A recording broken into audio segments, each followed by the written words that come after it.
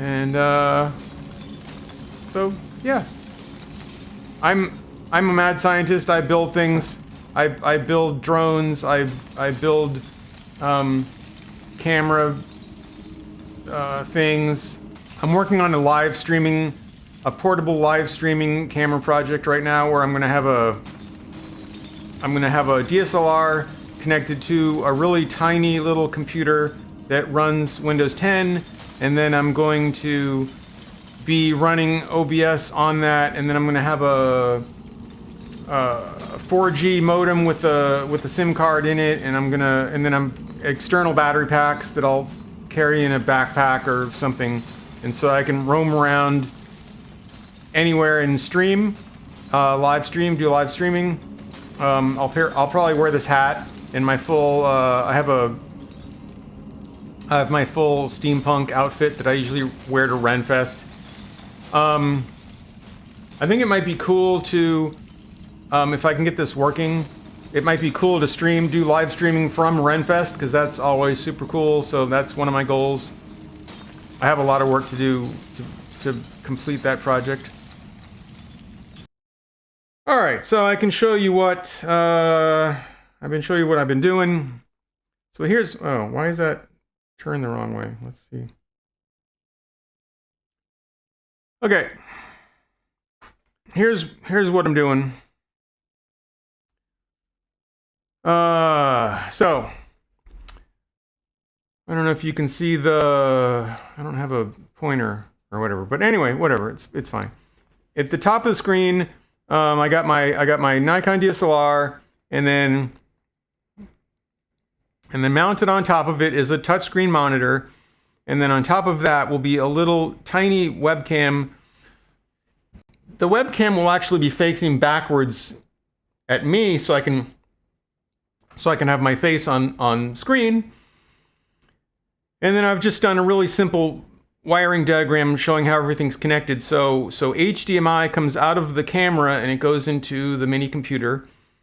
And also from the touchscreen, from the mini computer, HDMI is coming out and going back up to the touchscreen, because the touchscreen is also HDMI. And then in order to use it as a touchscreen, I also need USB, because the mouse information is translated from the touchscreen. That comes through USB back to the mini computer. So I need an HDMI and a USB cable going from the mini computer to the touchscreen. Then, so I have a 5-volt power coming out of the touchscreen and going directly around to my battery pack. Now, I don't know if I'm going to need that or not. That's going to depend on a number of factors.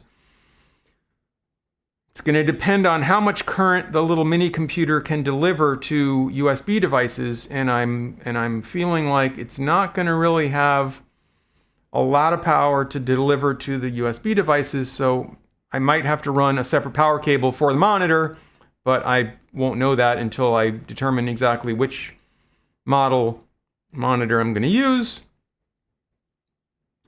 Then, of course, the little tiny webcam that's mounted on top, that's going to need its own USB cable coming down to the mini computer. And then the mini computer will need a 12-volt power cable to the battery. So I want to be able to take this camera out in the real world and do streaming. And I want to be able to kind of wander around in a park, or at a convention, or in restaurants, or in I don't know, I could go over a friend's house, or I could go to the beach, or I could go pretty much anywhere and do a live stream. So that's the plan. Now, one of my streamer friends mentioned that, oh, you should look up IRL backpacks. And so I did. And so IRL backpacks are a real thing. So let's go to, I think I have here. Okay, so here is one of the most popular IRL Backpack streaming kits. So this is a backpack, and it's got a Sony. It's got a little Sony camera, and it's got a battery pack in the backpack. There's a battery pack that'll run this whole system for like, I don't know, 12 hours or something, they claim. There's a bunch of different pictures. You know, they've got a bunch of stuff.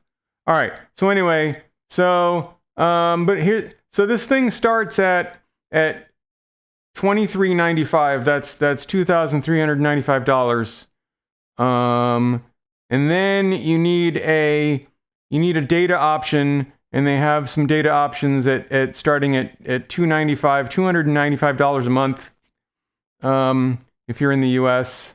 So that's you know, now you could get this thing. This thing is $949, and then you can add your own camera and your own backpack and your own stuff. It's only got one HDMI input, and it's not. So you can configure it to stream to Twitch or YouTube or other streaming services, but it's not a computer. It's not. I mean, it is kind of a computer, but it's not. It's not. You can't run. It's not running OBS. You can't run OBS on it. It's not. It's just a thing that you set, and then it streams your camera out to Twitch. I mean, I can do that with my phone. So there is a Twitch app, and I can use the camera built into my phone, and I could do live streaming with just my phone. So yeah, there's that. And so any you know, modern iPhone or Android phone will do that. So I want to do something a little different. I want to do. Let's go back to. I want to use my Nikon Z6, and I've got a wireless microphone set up here that attaches on, and then I can put my phone. So my phone will fit up here in this bracket, so like a monitor. But then I want to send the HDMI coming out of the camera, I want to send it into a small computer. And then that small computer, I want to have OBS running on that small computer. And I want to do streaming the same way I do here. I want to have, maybe I'm going to mount a little webcam up here pointing back at my face, so that I can have my face in a little window floating above the full screen output from the camera. Maybe I want to do an overlay. Maybe I want to have some different things going on. I want control over the stream, just like I do on my computer at home. So I'm going to need a little computer, and it's going to need to run OBS. Now that's where it gets complicated, because the first thing I did was I went on the OBS forum, and let me go back to here. Let's go back to here, and let's go back to here. Now this is a let's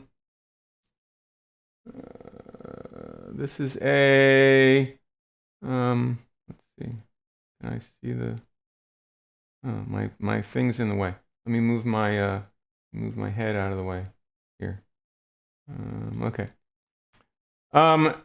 So this is a forum post on the OBS forums, and you can search for this. But basically, one of the first things I asked the people at OBS is, "Are you going to come out with a phone app?" And they said no, because phones just don't have the CPU and processing capability of doing live streams. You might be able to do it, and again, they have a Twitch app where it will stream your phone camera, but then you're talking about the hardware that's already built into your phone. And so that's gonna, you're not talking about a complicated stream, and I don't even know what kind of resolution the Twitch app streams at. I don't think it's HD. I don't know, but you're not going to run OBS. The people at OBS claim that you're not going to run OBS on a phone. The phone just doesn't have the capability. It doesn't have the CPU, and maybe a couple of phones do, but most phones do not. So if they released an app, if they released an OBS app, and it only worked on like the 2 or 3 most expensive phones, and it didn't work well on anyone else's phone, that would kind of suck.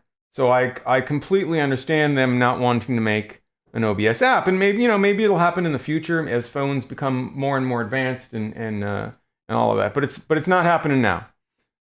So I made this post on the OBS forum because I wanted to find out if anyone had any ideas about what kind of processing power I'm going to need. And the first thing I looked into was a Raspberry Pi 4, because that's pretty cool, and you can even run Windows on those, and there's a good chance that might work. But the Pi 4 just doesn't have the processing power we need for OBS, so I'm not gonna try that. Now, I was talking to someone else, and they tried it on a Surface Pro, and I don't think it worked very well either. So I'm looking for a full little computer that I can do streaming with. So the first person to reply to my forum post gave me a really nice answer, even if it was kind of vague. I like I'm going to just read this here. There is no easy answer. It all depends on what you want to record and what kind of output you expect. Video encoding is a very computing-intensive task. Encoding with the CPU overloads smaller machines, especially if there are more apps to run on that machine. Encoding with the GPU requires a supported hardware encoder on that GPU. QuickSync is a hardware encoder available on most Intel iGPUs, but not on all. And if QuickSync is available, it's competing with other GPU tasks such as OBS compositing the video. So there is never a definitive answer in advance if one setup will work. In the end, you will have to get some machine and try if it works. The lowest end machines will not work. The one you mentioned with the Intel J4105 might work. So I thought that was a great answer. It gave me a couple things to start with. So the first thing I did was I looked up, I did some Googling, and I looked up, how do I know if my Intel processor includes QuickSync? And then that takes you to a link where you can, let's see, let me go to here, let me go to my Linkotopia, and then I have the link saved in my Linkotopia. So here is a search that I saved. So this is filtering processors that only have the Intel QuickSync video built into the processor, and then I'm filtering all of those on Intel Celeron, and I got a list of all the Celeron processors that also have built-in QuickSync. So that's just some research that I did. Let's go back to here. And then I made a little clip. On Twitch a few days ago, or last week, or actually Wednesday. I lose track of time, man. So Wednesday I did this little clip about what I'm trying to do. I'm not going to play that right now, but now here's a guy or person. I'm not sure if they're a guy actually, but that's like my slang. Here's a person. I use a 10-year-old i7 to stream pool billiards matches. Works great, but it's a single still camera with about 50% of the content being static. Convention content will be different. It could work as long as it has quick sync. Use a border, not necessarily the size of the one in your video. The more static content, the better for your dynamic content. Okay, so that's interesting. So, but again, okay, so this guy's using an i7. That's a pretty good processor, but it's 10 years old. So, you know, that's interesting. So,